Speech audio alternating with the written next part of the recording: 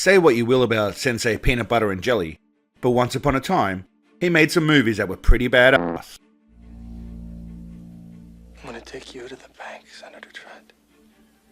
To the blood bank. With that said, this was at a time when we didn't know too much about what was and wasn't bullshito, but nonetheless, many of his three-worded films back in the day were crackers. And I gotta confess, it's been so long since I actually watched this movie that I forgot that within the first minute of this film, there's so much to unpack and get excited about that the little man in my pants is tingling. I would like you a lot less if you had a dick, especially if it was bigger than mine. Firstly, living up to his charming and charismatic reputation, Seagal unnecessarily assaults an extra that wasn't even in the script. Secondly, everyone's favourite Latino tough bad guy, Danny Trejo, is in this film. Fun fact, he makes sure all of his characters die or go to jail so kids know that crime is not a glorious path to take. King legend. I told you I didn't want to fight. Fucking told you. Thirdly, and most importantly, we get to see Sensei Marshmallow Man running like the masculine stallion that he is, whilst pulling all sorts of adorable constipated faces.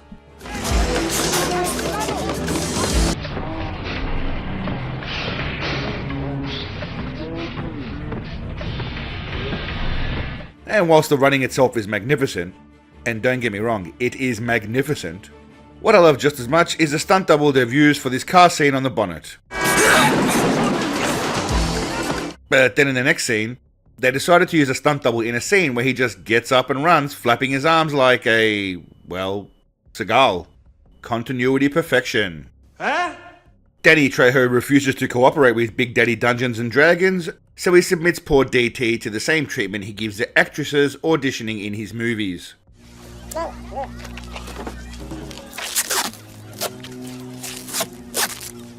didn't think so.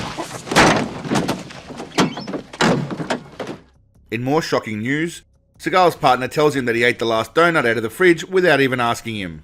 Chico, I'm disappointed in you. How could you do that? Now while we're here, let us all admire not only that spectacular fur ornament atop his handsome head, but also the badass earring that I assume is there to make him look hip and savage at the same time.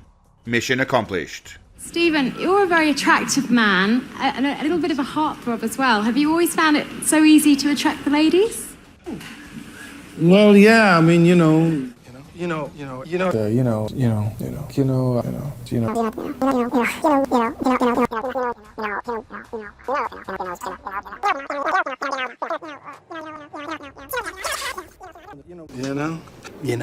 Big Papa Psychology having a moment with his mate here and admits that his whole martial arts persona is a scam. Chico, since when did anybody ever accuse me of being a fighter. I fought all my life. Big Daddy enjoys the obligatory stripper scene that is in all of his movies before being taken to the back room for a quick little deal to purchase some fresh 18-year-old girls.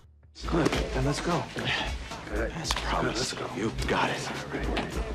Sensei Trafficker doesn't like this guy questioning what he plans to do with all these young girls. What are you here for? I'm here to do business. If you don't like that, then I'll take off, all right? Then these fools make the mistake of backing out of the deal for the young ladies, and they also promised him a box of cookies that is now no longer on the cards. There's only one appropriate response from Sensei Short Ribs. Kick the living shit out of everybody.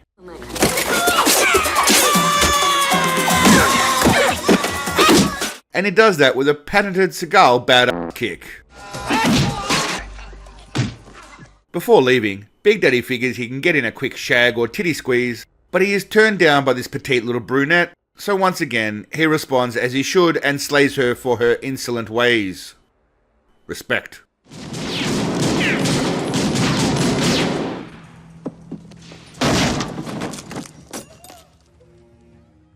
I did notice though that he spent probably 3 seconds longer than necessary having a little look here.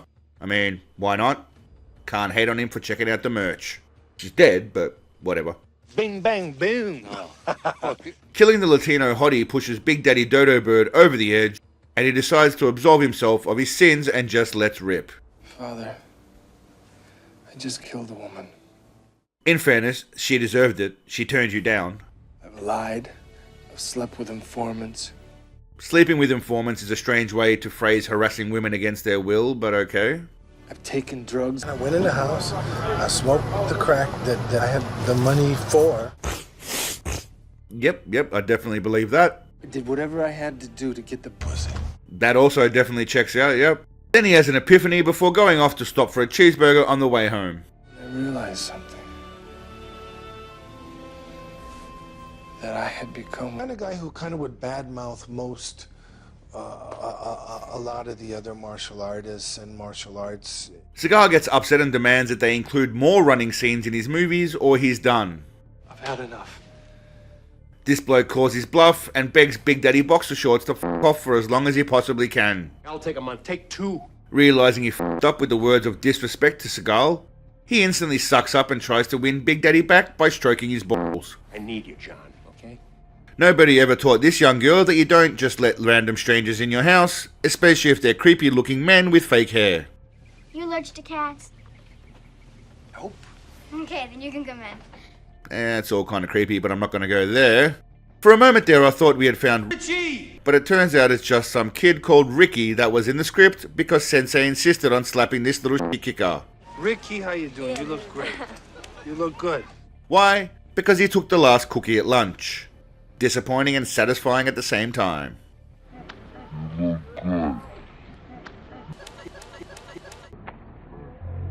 By the way, we're only 15 minutes in and quite a few people have received slaps or abuse thus far.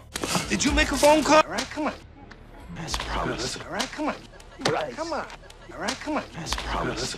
All right, come on. All right, come on. Come on. There's some storyline of Jamaican drug dealers and some Latino gangsters getting together for some sort of nefarious purposes, but I don't really give a shit, and neither do you. We're all here for Sensei's soggy biscuit, I'm Steven Seagal. and maybe Screwface's cool eyes and freaky expressions. This lady was told by Sensei to wash herself before his arrival, but unfortunately for her, he hadn't finished up at the lunch buffet yet. Priorities, my man.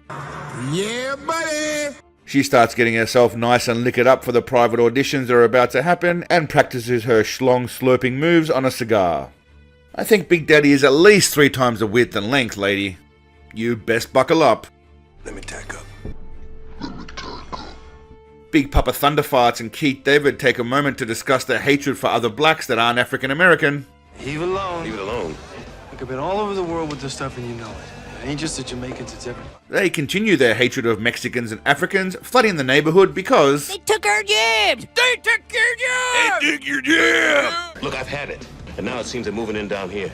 Sensei's sodomy stops the conversation dead by reminding President Curtis that he can bang his wife and daughters anytime he wants. Tell you something. There's nothing you can do about it, and there never was. Keithy fires back that he don't share his poon with nobody, and they peacefully find common ground. Yeah, but you gotta try to protect your own. Nah, I could relate to that. Some Jamaican lads come in and shoot the place up, and Big Daddy Cattle Prod spots an opportunity to kill some black people and get away with it. Before he was making boring films like Transformers with Shia LaBeouf, Sam's dad was running with big dogs like Sensei Circumcision. Jesus Christ, what the hell are you doing back here? Thought I'd visit my mother, you know? My son! I know! You're my son! Dad, we're all going together! Listen! We're all going together! Now! You gotta let me go, Dad. You have to let me go. You have to. Sam's dad tells Seagal that he probably has AIDS or chlamydia from all those dumpsters he was banging behind the motel last night. Come on, Hatcher. It's in the blood. If it's in the blood, I get a transfusion, all right? Big Papa Pinky Toe isn't happy there are other blokes sniffing around the blonde librarian, so he stands and stares at her like a psychopath would. Smooth with the ladies. Yeah, I just, She's noticeably impressed by the bulge in his pants and lets the other fellas know she wants a piece of the Sensei's sausage. It still looks functional to me. Have you always found it so easy to attract the ladies? It took another 30 minutes or so, but we're gifted with another scene of Big Papa Pansy Hands running around, and he's looking as limp-wristed as ever. And then things take a bit of a raunchy turn as Sensei tells us how he plugs any hole he can find. You've been warned, ladies. Plug it with your finger. More holes, bigger ones. You plug it with your other fingers. You plug it with your toes. You plug it with your tongue. Meanwhile, currently in his physical prime, Big Papa puffed out can't catch his breath while Keithy doesn't even miss a step. Huh? Look, Ed. You haven't been here in a long time. And I'm telling you. For some random reason, Seagal stops past the hospital to remind everyone how important he is, and that soon he will be the most powerful man in the world. President of the United States, I'll tell you something. President of the United States, okay? We get some sad news that this lady will never be able to walk properly again because of the punishment she took off camera last night from Big Daddy Cobra Cock. Don't touch me. This is your fault. This is your fault. God damn you. God damn you. Now the next scene not only gave me a raging erection, but also made me miss the fuck out of the 80s, 90s action movies.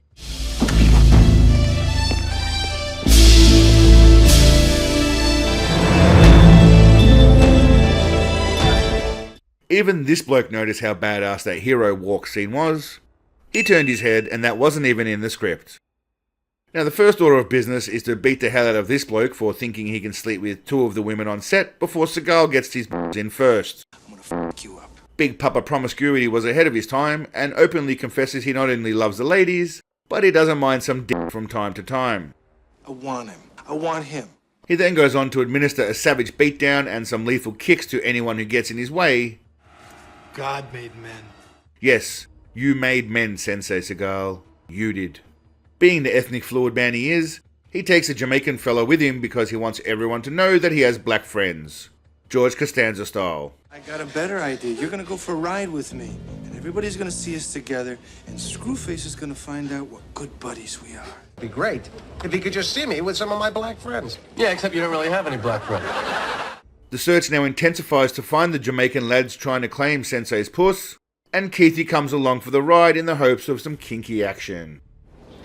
I can't wait to nail this f***er. This is gonna be fun. All this talk of f***ing men and women, Seagal was really ahead of his time. Now Big Papa is nothing if not a consistent man, and has maintained his gumpy-looking driving face throughout his career. Plus, his no-look shooting style that happens when you're a master shooter. I'm trying to pass down some of the secrets that have made me a master shooter. The chase ends in a department store, and as is customary and standard procedure, Seagal just tosses his empty gun away for some young kid to swing past and find. Genius.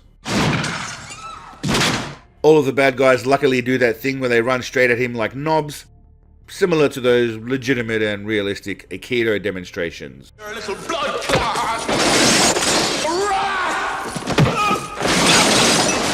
This bloke makes the mistake of taking a hostage that is over the age of 18, so naturally Sensei smash and grab doesn't give a f*** about her.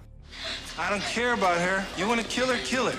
I don't mind if you kill her, because I don't know her at all. Go ahead, kill her. I don't know her. Choose your hostages wisely, you douche. You f*** with my family, you die. After seeing him twice and spending a total of 5 minutes together, this woman clues in to what all of us Seagalians already know. I've never met anyone quite like you, Hatcher. This bit ain't even subtle as she throws herself at the Great One, but he plays it cool as this is an hourly occurrence for Big Papa Punani Pounder. I don't think there's a lot of guys like you anywhere. What's that supposed to mean? I finally met a guy who is nice, not married, gay, or trying to find himself. Big Papa Quarter Pounder hints that he has some young ass waiting for him at home, but it doesn't stop him from propositioning this lady to join him. I was hoping that you maybe give me some of your pussy. Sensei is embroiled in a measuring contest with the main bad guy, Screwface, and the lady gives him advice on how he can establish dominance. Posse thinks you've taken his power. That way they will believe your is bigger. Screwface does that James Bond villain thing of not just shooting Seagal but planning a worse death, yet he doesn't bother to wait around and see if it actually happens, or at least leave one of your lackeys. Nope, he just wanders off. Goddess of fire. And luckily for Big Daddy Pumpkin Pie, he hadn't formed his cookie addiction yet and was slim enough to slip out.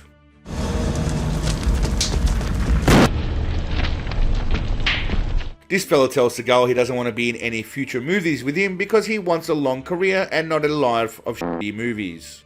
I don't know if that'd be a very wise career move for you. Sensei and the fake Jamaican man make a pact to unite for a massive threesome with Keithy once the shooting finishes and the cocaina arrives. Sometimes, three's not a crowd. We need each other. Cue a montage that seems to focus on Big Daddy's beautiful schnoz and not much else. I mean, they're making homemade weapons and shit, but I just see that glorious nose. And they also cut the top of his head out of a lot of scenes. I'm just saying, it could be hair related, might not be. I want you to shut the fuck up. The dark fellas do all the legwork while Seagal chills in the air-conditioned hotel, but when it's time to approach the hottest piece of ass dancing around, he is back on the case. Bing, bang, boom. Unsurprisingly, he doesn't have to do anything as she approaches him and is hungry for that Italian, Asian, Russian, Native American, Mongolian meat. He who never met a girl he did not try to fuck. Sensei Splinter Cell does a whole bunch of covert sneaky shit before he just rolls in and starts f***ing shit with his boys.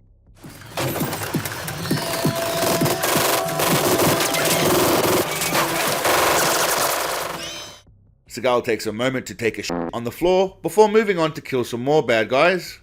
But they aren't too happy about that, and somehow, I don't know how, but somehow, Seagal allowed them to let him get hit or beat up in a movie. I mean, this sort of ridiculous shit doesn't happen anymore, obviously. Can I laugh in your face? They tie Big Daddy down and plan to harvest his massive penile and testicle organs before he breaks free and we see some shitty attempt at 3 guys trying to take him down. He disposes of these lackeys with the flair and skill you'd expect from the Great One.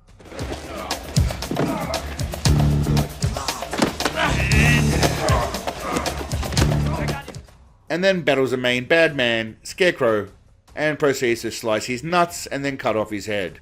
F***ing legend.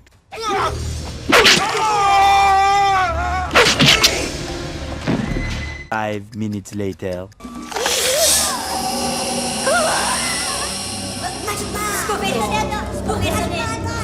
The old twin brother bullshit plot twist. Avenge me, brother. Some more classic 90s action movie scenes where Sensei looks unstoppable and not to be messed with. They all throw their guns away for some reason and decide to fight with shitty weapons instead. This f***er won't be walking anytime soon. Keithy decides that conventional shooting practices are useless and pulls the whole shoot from the hip trick. Champion. Big Daddy Walnuts battles the real Screwface this time, unless this motherfucker has more brothers we don't actually know about. They have a shitty sword fight that goes on for far longer than necessary, and once again, Seagal is getting manhandled in this movie, and I just can't handle it.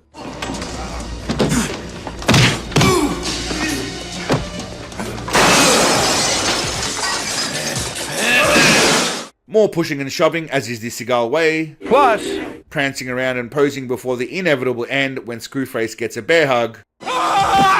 Smashed through a wall. Has his back broken. And then tossed down an elevator.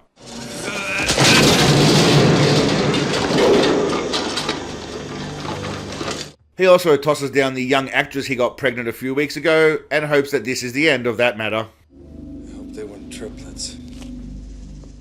Can we also appreciate that the legend belting out the end tune is almost definitely Sensei Rockmelons?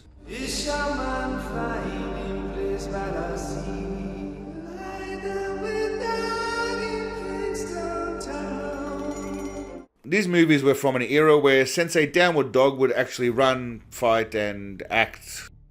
That's right, act. In his movies, rather than just sitting and breathing heavily like he does now. You know, all those great 3-worded movies were f***ing brilliant. And I dare you to say otherwise. Now, if you enjoyed this little trip down memory lane with Big Papa Cupcake Tits, think about liking the video and subscribing to the channel. Seagalism is the greatest thing to ever exist, and even Tom Cruise thinks so. Just ask him. You're stepping over a line now. You're stepping over a line. You know you are. I'm just telling you right now. Okay? Just put your manners back in. If you're looking to make yourself instantly sexier, drape yourself in Seagalism apparel and be the envy of all the mere mortals around you. All links are in the description. Until next time, my friends, remember that you'll never be Steven Seagal. Always remember to thank Paul. Thank you very much, Paul. Thank you very much, Paul. But above all, stay awesome. Peace, legends. Sunshine bright in the sky, and I'm free when I close my eyes. Help me wash away my sorrow.